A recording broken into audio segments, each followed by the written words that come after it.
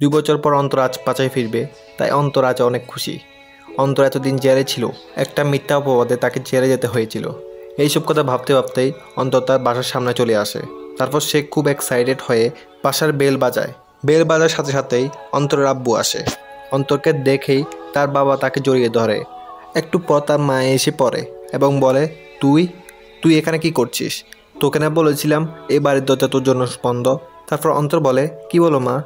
আমি তো এই বাড়ির সন্তান, এখানে না আসলে কোথায় যাব? অন্তরের মা বলে, এই বাসায় কোনো ধর্ষণকারী নামে কুলাঙ্গারের জায়গা নেই। মনে নেই 2 বছর আগে তুই তোরই চাচাতো বোনের সাথে কী করেছিলি? বিশ্বাস করো মা, আমি এসব করিনি, আমাকে ফাঁসানো হয়েছে। তারপর অন্তরের বাবা বলে, থাক না, ছেলেটা এতদিন পর বাসায় এসেছে, তাকে ঢুকতে দাও।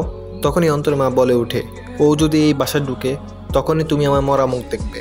এই কথা শুনেই সবাই থমকে গেল। তখন পিছন থেকে মিম এবং তার বড় ভাই ও ভাবি